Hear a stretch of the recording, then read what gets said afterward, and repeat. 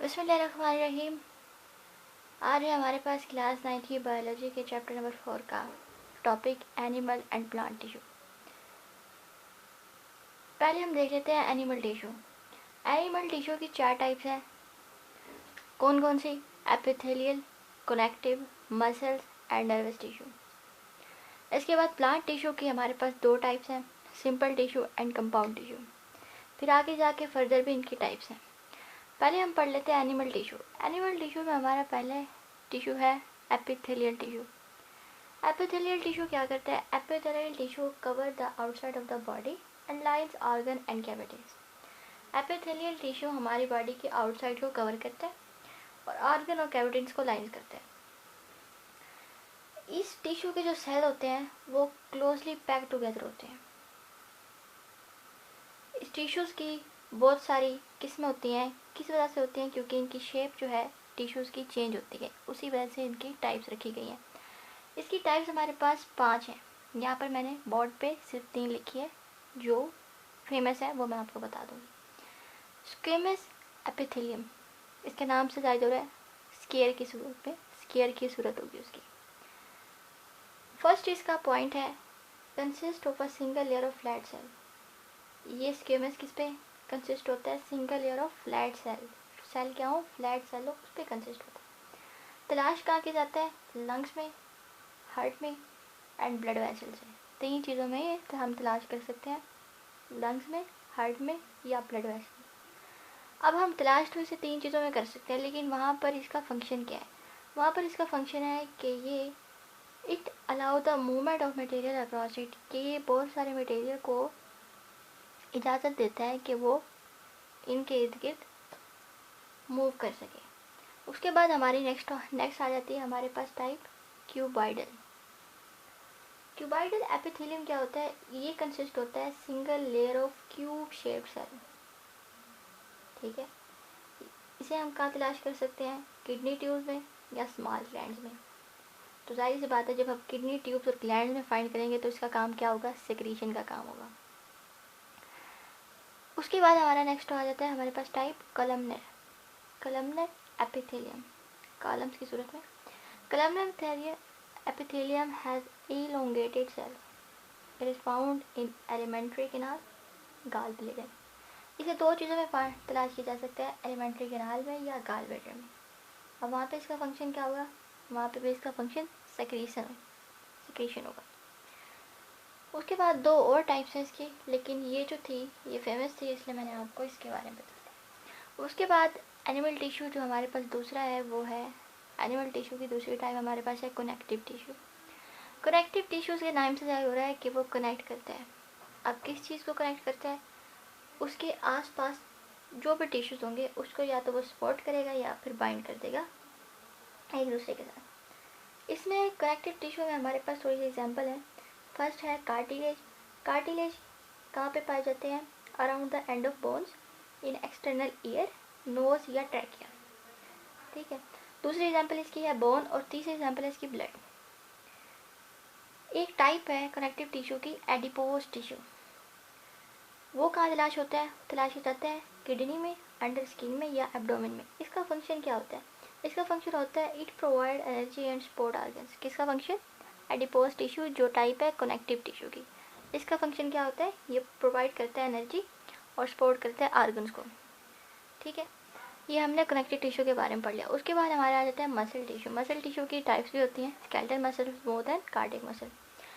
Muscle tissue होते पहले क्या है? Muscle tissue consist of bundles of long cell called muscle fibre. Muscle tissue long cells का bundle होता है जिसे हम कहते हैं मसल फाइबर। ये बहुत ही अबंडेंट टिश्यू है एनिमल्स में।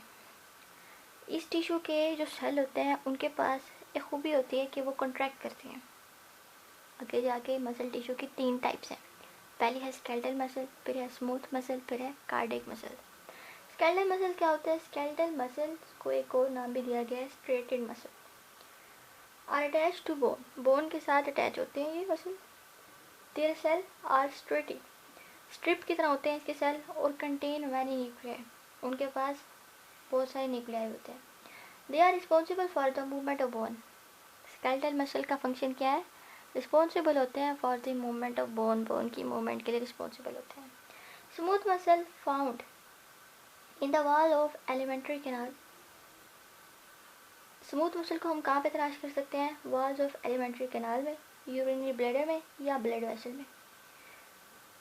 ठीक है, इनका काम क्या होता है? इनका फंक्शन होता है they are responsible for the movement of substance. Skeletal muscle का काम था कि वो मूवमेंट ऑफ बोन्स को कंट्रोल करेगा। इनका काम है स्मूथ मसल का, वो मूवमेंट ऑफ सब्सटेंस को कंट्रोल करेगा। कार्डिक मसल, कार्डिक मसल जो है ये बड़ा इंपॉर्टेंट मसल होता है और इसे जो है ना हम चैप्टर नंबर 8 में जाके या चैप्टर नंबर 9 में जाके ना हार्ट का टॉपिक पढ़ेंगे तो इसमें कार्डिक मसल ज़रूर पढ़ेंगे। कार्डिक मसल के बारे में गहराई में जाके पढ़ेंगे। यहाँ पे जो लिखा हुआ है चैप्टर नंबर 4 में वो ये लिखा हुआ है कार्डिक मसल प्रेजेंट होता है वॉल ऑफ हार्ट में। इसके सेल भी स्ट्रेटेड होते हैं लेकिन सिंगल न्यूक्लियस पे कंसिस्ट होते हैं।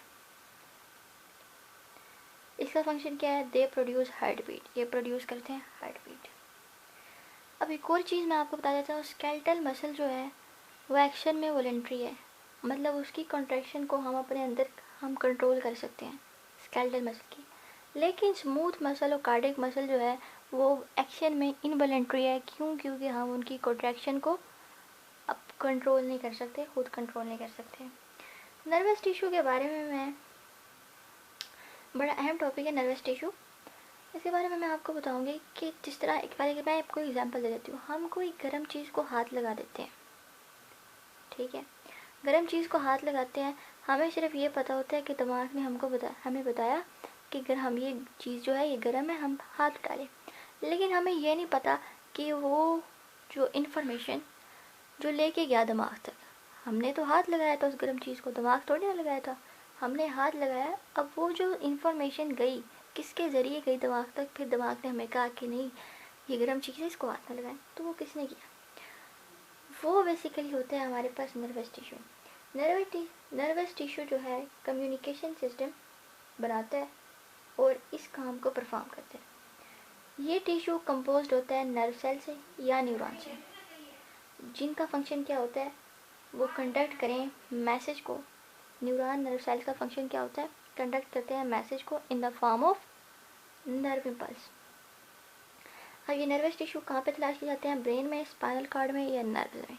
ठीक, ये हमने पढ़ लिया नर्वस टिश्यू। उसके बाद हम चले जाते हैं प्लांट टिश्यूज। प्लांट टिश्यू का मैंने आपको बता दिया कि प्लांट टिश्यूज में हमारे पास दो टिश्यूज होते हैं, एक होता है सिंपल टिश्यू और एक होता है कंपाउंड टिश्यू। सिंपल टिश्यू क्या होता है? The tissue which are made of single type of cell, वो टिश्यू जो सिंगल टाइप ऑफ सेल से बना हो उसे कहते हैं सिंपल टिश्यू। आगे इसकी टाइप्स, दो टाइप्स हैं, meristematic tissue and permanent tissue. Meristematic tissue क्या होता है? ये टिश्यू कंपोज होता है सेल से which have the ability to divide. ये उन सेल से कंपोज होता है मेरिस्टेमेटिक टिश्यू जिनके पास ये खूबी हो कि वो डिवाइड हो सके। इसके सेल्स थिन वॉल्ड होते हैं जिनके पास लार्ज न्यूक्लियस होता है, छोटा सा वैक्यूल होगा या नहीं होगा वैक्यूल। इनके पास इंटरसेलुलर स्पेसेस नहीं होती। मेरिस्टेमेटिक टिश्यू की दो टाइप्स हैं, एपिकल मेरिस्टम्स और lateral meristems. Apical meristems located होता है tips of root and shoot, और जब ये डिवाइड करते हैं they cause increase in the length of plant. जब ये डिवाइड होना शुरू होते हैं तो वजह किस चीज़ की बनते हैं? प्लांट की ग्रोथ, प्लांट की लेंथ को बढ़ाने की वजह बनते हैं। उस ग्रोथ को हम क्या कहते हैं? Primary growth. फिर उसके बाद आता है lateral meristems. Lateral meristems are located on the lateral side of root and shoot. Apical tips में था, रूट एंड शूट की टिप्स पे लोकेटेड था, और ये कहाँ पर है? लेटरल साइड पे रूट और शूट की।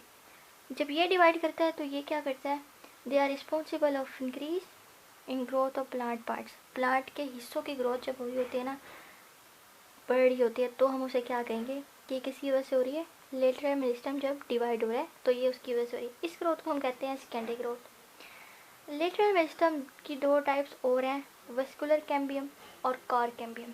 वेस्कुलर कैम्बियम बेसिकली लोकेटेड होता है जाइलम एंड फाइलम के दरमियान, और कॉर कैम्बियम होता है outer lateral side of plant के लोकेटेड होता है।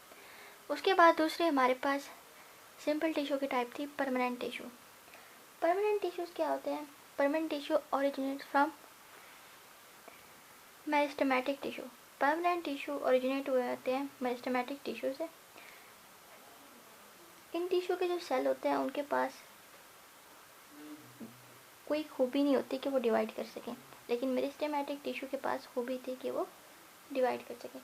इनको फर्दर क्लासीफाइड किया गया है एपिडर्मल टिश्यू में, ग्राउंड टिश्यू में और स्पोर टिश्यू में। ये ज़्यादा अहम नहीं है तो आज ये हम नहीं पढ़ते, हम ये पढ़ लेते हैं कंपाउंड टिश्यूज़ के बारे में। कंपाउंड टिश्यू में हमारे पास आ जाता है xylem tissue and phylum tissue. Xylem tissue का रिस्पॉन्सिबल किस लिए होता है? जाइलम टिश्यू रिस्पॉन्सिबल होता है ट्रांसपोर्ट ऑफ वाटर की और dissolve substance from root to aerial parts. Root जड़ें होती हैं, ऊपर के जो सारे ड्रग का हिस्सा होगा वो क्या कहलाएगा? एरियल पार्ट्स कहलाएगा। जाइलम टिश्यू का काम क्या होता है कि वो पानी या दूसरी छोटी छोटी चीज़ों को की ट्रांसपोर्ट करता है। कहाँ से कहाँ तक? रूट से लेके एरियल पार्ट तक। इसके बस दो ही काम है। इसकी दो टाइप्स हैं जाइलम टिश्यू की, vessel elements and tracheids. Vessel elements या cell have thick secondary cell wall, they lack end walls and join together to form long tips.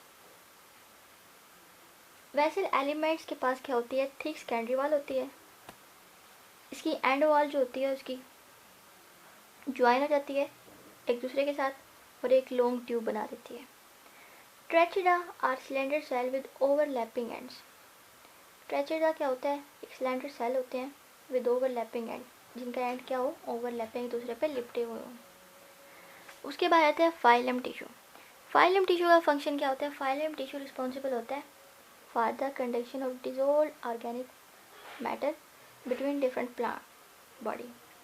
Xylem का फंक्शन था कि वो रूट से लेके एरियल पार्ट तक पानी लेके जाता था और डिजोल्व सब्सटेंस। अब ये फाइलम क्या करता है? फाइलम डिजोल्व ऑर्गेनिक मैटर जो होते हैं ना, उनको प्लांट बॉडी की डिफरेंट पार्ट्स तक लेके जाता है, ट्रांसपोर्ट करता है। इसकी भी दो टाइप्स हैं, एक है सीव ट्यूब सेल और दूसरी है companion cell. Sieve tube cells are long and their end walls have small pores. Sieve tube cell जो होता है वो लंबा होता है और इसके जो एंड्स वॉल्स होती हैं उसमें स्मॉल पोर्स होते हैं। जब ये काफ़ी सारे सीव ट्यूब एक दूसरे के साथ सीव ट्यूब सेल एक दूसरे के साथ ज्वाइन होती हैं तो एक लॉन्ग सीव ट्यूब बना देते हैं। कंपेनियन सेल क्या होता है? Companion cell make protein for sieve tube cells. Companion cell क्या करता है? कंपेनियन सेल्स प्रोटीन बनाता है सीव ट्यूब सेल के लिए। आज का टॉपिक हमारा यही था।